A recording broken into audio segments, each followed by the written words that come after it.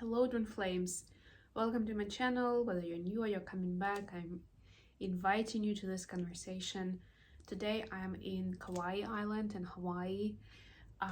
This is pretty much my last evening, my last night here. Tomorrow I'm going back to the Big Island, which has been my main residence through this travel. And yeah, this is the time when I decided, so we will do a more or less classic read, but I'm saying more or less because I finally decided to use my crystal deck, which is it's not really an oracle or a tarot deck, but it has all these beautiful crystals here. And we'll actually start, so instead of doing my usual oracle message, we'll get one of these cards for each of the twins, and we'll figure out, based on the message here, we will get information of the advice on the crystal to use if you're into that. And based on the explanation, you will get like a vibe, like a message on what is it that's important to keep in mind. And you don't have to use the specific crystal for the situation, or you don't even have to use crystals at all, but it will still give you some info on what is important right now. And then you can use the tools that are available to you for that situation. Okay, so let's first get I'm just gonna spread it out here. And then we'll switch to tarot and we'll get the energy of DF, and we'll get some messages between the twins. I will do both with tarot cards with two different decks. Okay, so I'm mixing it up a little bit. And by the way, I hope everybody's doing well. Hope you're excited about the weekend.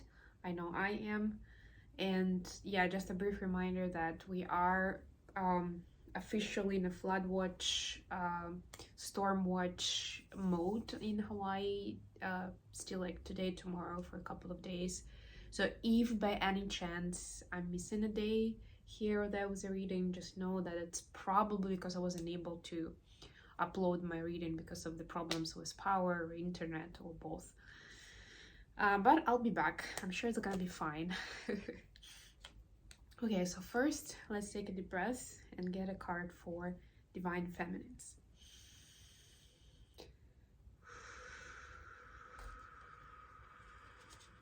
I'm totally just getting something that I'm feeling for.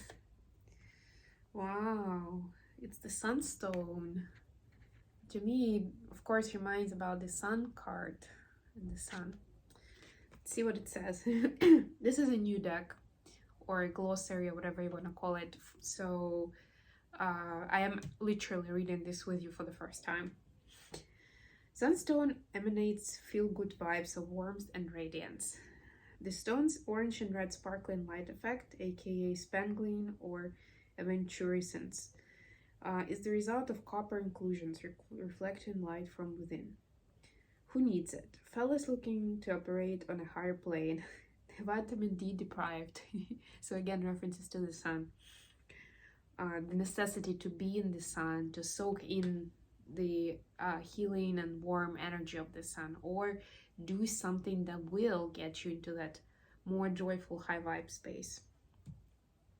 All solar powered human beings who do not in fact harvest life force by turning up the brightness on their smartphones.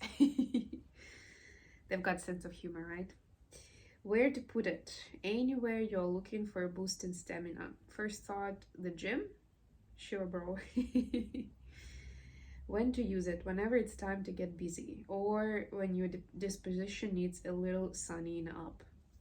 And there is like a motto phrase here at the bottom of the card, and this one says, take back your shine. So if you feel like you're missing a shine a little bit, this is the Sunstone, or actually the stones with orange or yellow color will help, other stones as well. So it's like a combination, I would say, of impact on sacral and solar plexus chakra. So yeah, find a way to boost that energy, that joy, that sparkle, whatever you want to call it. I'm actually going to set it aside just to remember what we got for DFs. And now let's see what we have for DMs. kunzite, the pretty pink stone. They have a lot of pinks actually here, and I got a new pink stone from my trip to Oahu. So I'm bringing this little souvenir. I got a t-shirt from Kauai. I will wear it at some point in the next few days. Don't know when yet, but I'm saving it for a special occasion. Let's put it that way. And as for Oahu, I brought some crystals. I brought this deck, of course, and I brought a few crystals. One of them is, I think it's the pink labradorite, but it's so pretty. It's pink and it's pretty. This one is kunzite. Never heard of it. Of course, if it's pink, usually it is about working with the heart space, heart center.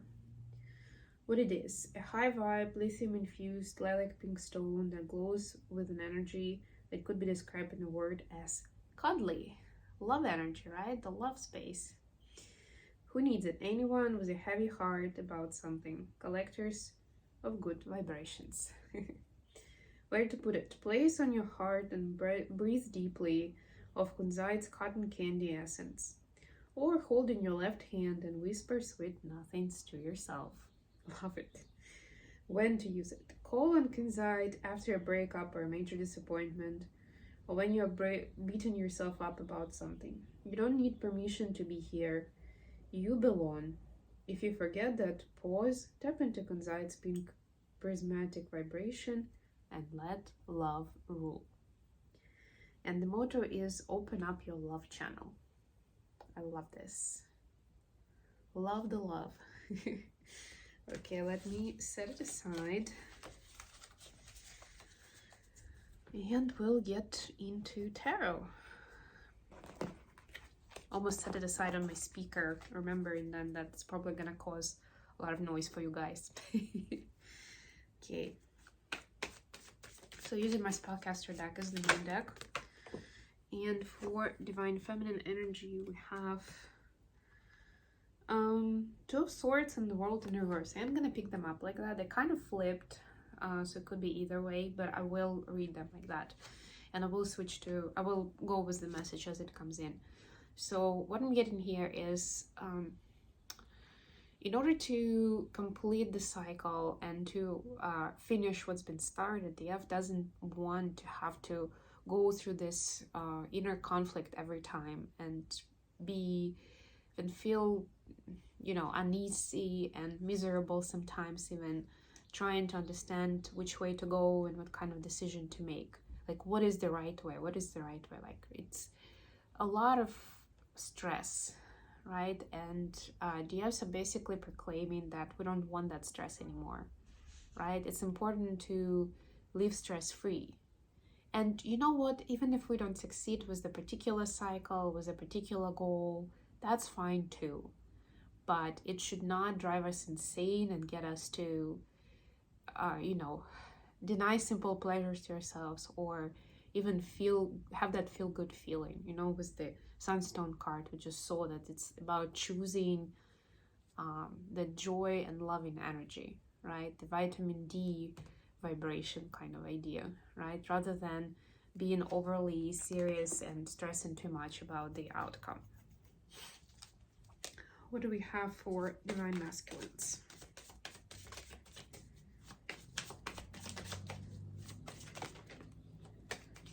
Just getting dark again, so apologize. The lighting could have been a little better, but I'm also on the plus side. I'm experimenting with new locations, so I'm in a different part of my studio and showing you off a different part of my Hawaiian outset. Yeah, there are some people around, and actually I was gonna mention this thing here. It's called the louvers. Those are kind of like the blind shutters, and they are open right now. So they basically they open those rather than the windows. So the window here is not available for opening. It's glass, like this part is glass, but I cannot open it. But I can open this. This right now is like, it has a mosquito net, of course, but basically it's like that fresh air from the outside. That's the source of air for the premises, right? And it can be shut. If it's windy or rainy, you can shut it so it's, that it doesn't go in. But for the most part, people keep it open all the time, and you can only get away with this in warm climates, because obviously they don't shut like in vacuum, like it's not like 100% solid. You still have certain pieces like here and there where the air will be going through.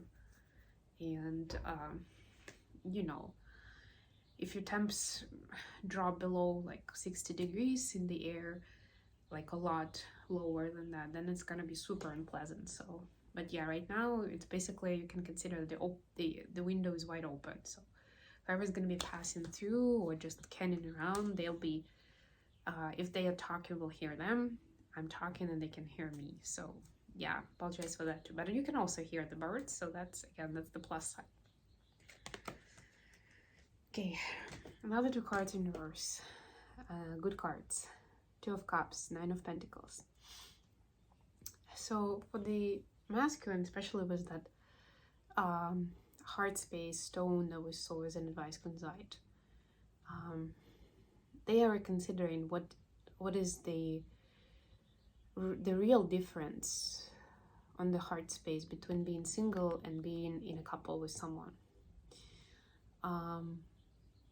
And it's not like one is bad, one is good. It's like for real considering, okay, it's mostly focusing on the good I'm hearing, but it's really thinking about both good and bad, right? Because essentially, you know, whether we want it or not, we're still gonna consider both.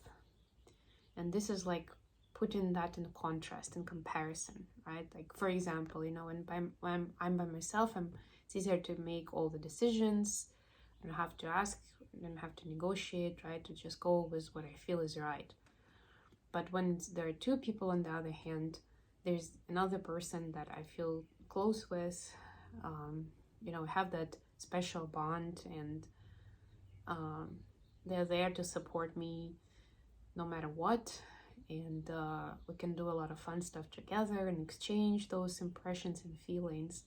And it makes the world a more wondrous place, right? It's also easier to be, you know, to go for adventures or to take chances, because you don't feel like you'll have to deal with whatever, you know, if it doesn't go well, that you'll have to deal with it by yourself.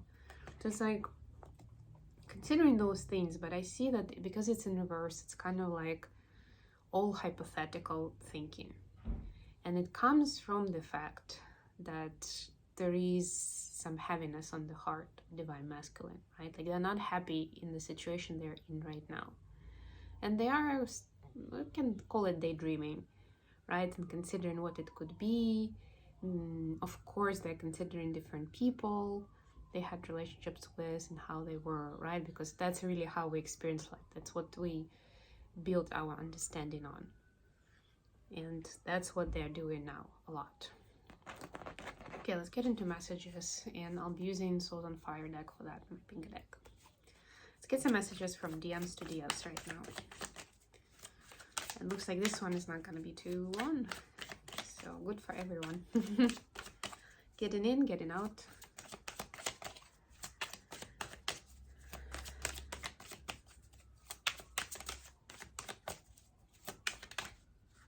Okay, so from DM to DF we have Seven of Swords, the Magician, and the King of Cups. Yeah, so DM wants to be this guy in charge of their life, right? Somebody who knows what they want, who is aware of, you know, what's going on with them, understands themselves and understands people around them.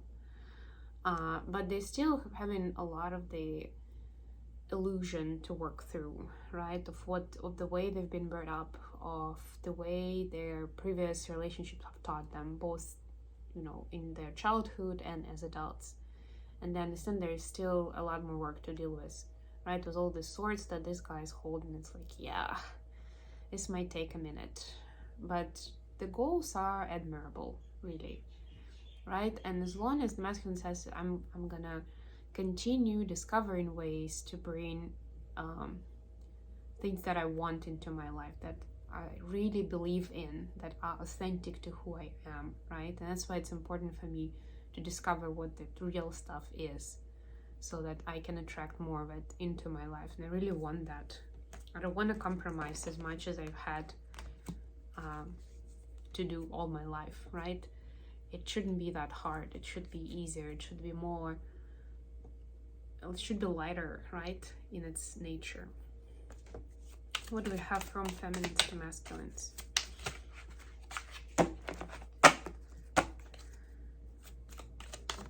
Ooh, so the devil there. Anything else?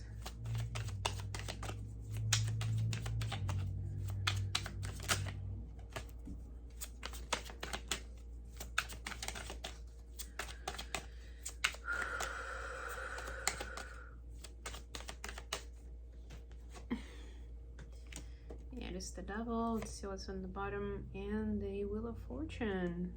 Two major arcanas. So we started speaking about that yesterday, actually, about the big shift that DFs are noticing.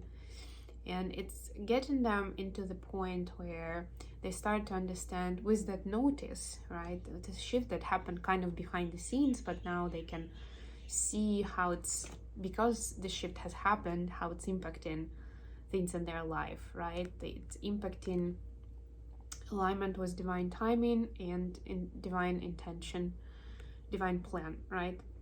And it's impacting response to anything provocative, toxic, triggering, right? Because we're still all on the healing path, and we'll have our, insecurities and weaknesses. But the shift helps see more of like why it's happening, right? What is expected and how to deal with it in the most aligned way with the bigger path, right? With what is it that you're being set up to do. And a good thing that I mentioned that there could be the noise, because there it is. Somebody new moving in. So it's like,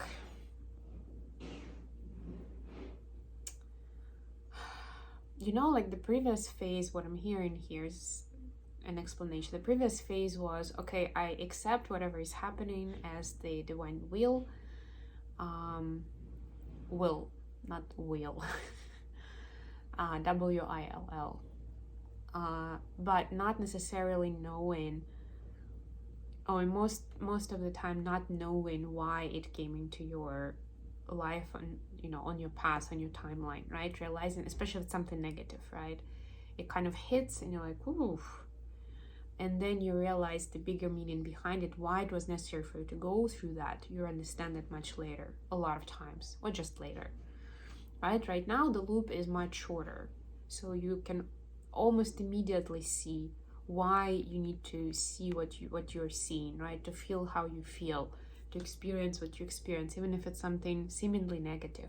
And that's our perception, of course, but you know what I mean, right? It's like, I don't think I did anything to attract that kind of icky energy, right? And then you're like, oh yes, because my next step was supposed to be XYZ, I had to go through ABC first, right? And here you will be getting those downloads or those kind of closing the cycle for yourself much, much sooner. And the message to DM is that a lot of things, DM realizes a lot of things that went down between the twins were there for a very good reason.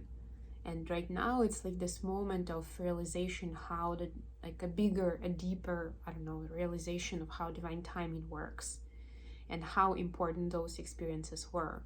Although basically DMs took one for the team, right? And they had to